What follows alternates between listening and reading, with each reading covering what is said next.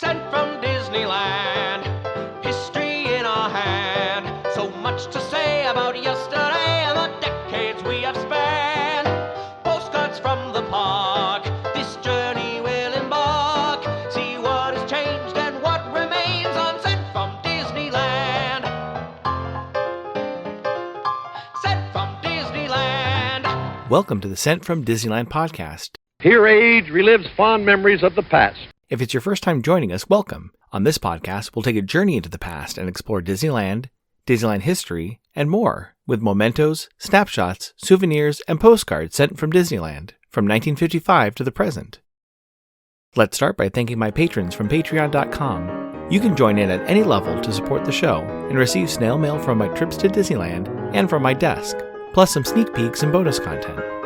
Special thanks to Random Olive, the first patron to this podcast, and to the rest of the e-ticket patrons, Tania, Eric Daniels, Monica Seitz Vega, Bill Dreffel, Scott Cagle, Russ Romano, Michael and Christina Cross, Angela Reynolds, and Sheila Harry.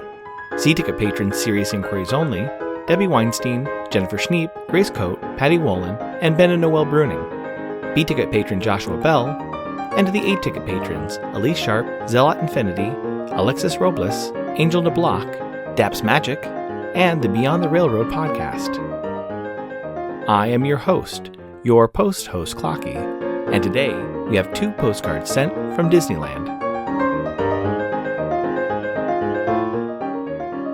The front of our first postcard has a gray submarine emerging from the waterfalls in the submarine lagoon. If you look closely, you can see a pylon from the monorail track. On the back it reads, "Submarine Falls. The mysterious depths of the legendary Seven Seas have been brought to reality for passengers aboard one of Disneyland's air-conditioned submarines.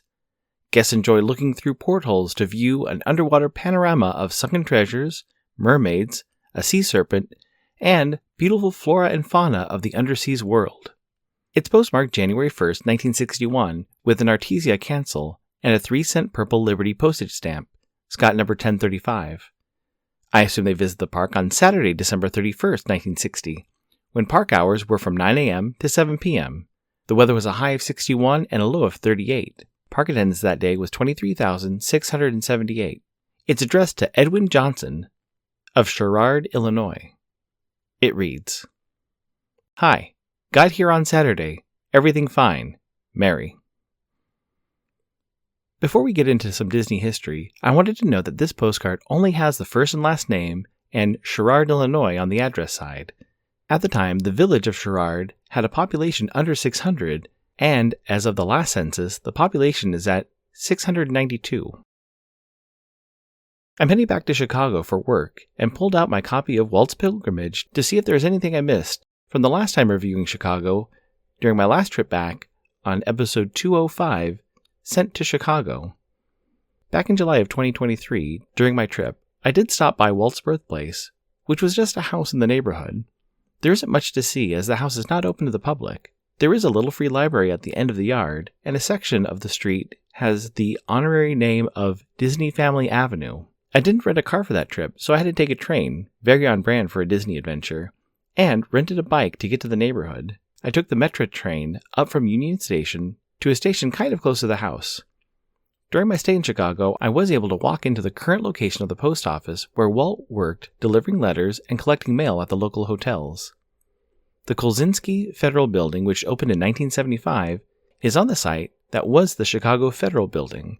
The Chicago Federal Building opened in 1905 and closed in 1965. The building had many tenants, including a district court where, in 1931, Al Capone was convicted and sentenced for tax evasion.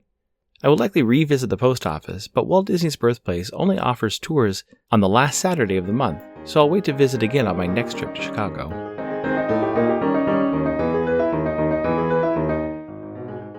Add some flair to your mail by checking out stamps at Enfield Post.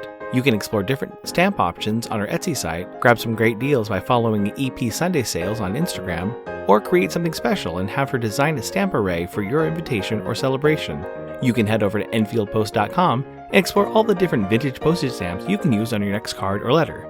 That's ENFIELDPOST on Instagram and EnfieldPost.com for your wedding and vintage postage needs. Enfield Post is the official postage stamp sponsor of the Sent from Disneyland podcast. The front of our next postcard has the blue and purple waterfalls inside of one of the caves in the mine train through nature's wonderland. On the back it reads, Rainbow Caverns, Frontierland. The Rainbow Ridge mine train takes guests deep into underground caverns where breathtaking waterfalls, multicolored stalactites and stalagmites are seen inside beautiful rainbow caverns in Frontierland. It's postmarked July 9, 1961, with a Los Angeles cancel and a 3-cent purple Liberty postage stamp, Scott number 1035. I assume they visited the park on Saturday, July 8, 1961, when park hours were from 9 a.m. to midnight. The weather was a high of 95 and a low of 61. Park attendance that day was 34,492. It's addressed to Mr. and Mrs. J. Cooper of Chicago, Illinois. It reads, Hi, having a swell time. Just came back from here and Knott's Berry Farm. Sure are fabulous. Crossed the desert yesterday, AM. Pretty cool. 125 degrees. Nice for suntan or sunstroke. Don and Fran. Looking at a few other places I didn't mention on episode 205, two are related to Walt's journey into the Red Cross and training before heading to Europe for World War I. Walt and Russell Moss, one of his postal co-workers, went to the headquarters for the Red Cross Automotive and Mechanical Bureau just south of Chicago. It was a large brick building that is still standing today, though now it's part of the Pentecostal Church. After checking in with headquarters, Walt and Russell stayed in the Chicago area, but a bit farther south to Camp Scott. This camp is now a parking lot near the University of Chicago. They attended a 4-week training course by the local Yellow Cap mechanics on automotive repair, driver's training, and some military drill instruction. Walt left the training course after getting influenza and was sent home to recover. He returned to finish and left for France shortly after. The other Disney-related locations in Chicago include 2 Walt Disney magnet schools. The first of these, a K-8 elementary school, was dedicated to him posthumously in 1970. And in 2004, Walt's daughter Diane Disney Miller donated $250,000 for an animation lab. It's located just northeast of Wrigley Field.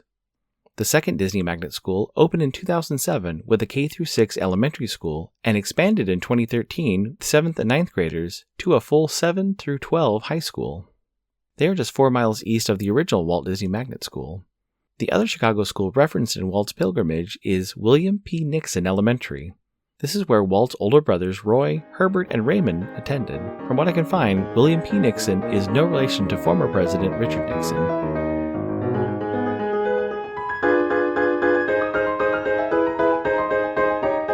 My incoming postcard is sponsored by the Art Throwdown. Art Throwdown, or ATD, is a craft hour on Instagram, starting at 9 p.m. Eastern or 6 Pacific. Art Throwdown is a wonderful community of artists who love to share their craft, from creating sticker postcards and coloring techniques to intricate paper cutting and unique crafting. It's always a treat to watch a show and occasionally get some one-of-a-kind postcards from the group. Each host brings something a little different to each show. I'll list some of the regular hosts, or you can follow Russ Romano 2021 on Instagram. The front of my incoming postcard has a man standing at a carnival surrounded by other guests. In the background, you can see a slightly out of focus, colorful Ferris wheel. On the back it reads, Columbus Museum of Art, Transcendence, Ming Smith, on view September 19, 2024 through January 26, 2025. Ming Smith, Rainbow Ferris Wheel, 1990, archival pigment print courtesy of the artist.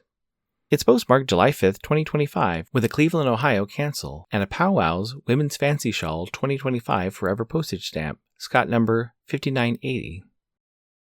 It reads, We missed the exit for Florida and ended up in Ohio. Haven't seen a mouse, but several dead presidents have been spotted. Love, JD and Wes. Thank you so much for the postcard, JD and Wes. Much like my travels, my cousins also like to spend some time doing specific sightseeing. I know from other trips they try to visit notable presidential sites. This last adventure into the Midwest went from the birthplace of Rutherford B. Hayes to the final resting place of William McKinley, as well as other non-presidential stops in between. I know I look forward to heading to a new city so that I can explore lesser-known or underappreciated plaques or the odd museum or shop. I'm sad I don't have more time in Chicago to enjoy a trip to the Moldorama headquarters or a few of the museums, as most of my days are filled with work meetings. There's always next time, or maybe a special trip at the end of a month to enjoy a Walt Disney birthplace tour. Thanks for listening to Sent from Disneyland. If you enjoyed this podcast, please subscribe and tell your friends. It would also help to leave a 5-star rating and comment on whatever podcast platform you use. If you'd like to support the show financially, please check out our Patreon page at patreon.com/sentfromdisneyland. You can find me on Instagram and TikTok at Sent from Disneyland or my website, sentfromdisneyland.com. For questions and comments, send me a postcard addressed to Sent from Disneyland, P.O. Box 44, Hood, California, 95639. This podcast is not affiliated with Disney, the United States Postal Service, or any post office or Disney-related properties. Opinions expressed on this podcast belong to the host and guests of the Sent from Disneyland podcast. This podcast is produced and edited by Clocky McDowell, website designed by Misty McDowell. Theme song was written and performed by Noah Sunday Lefkowitz. Take it away, Noah.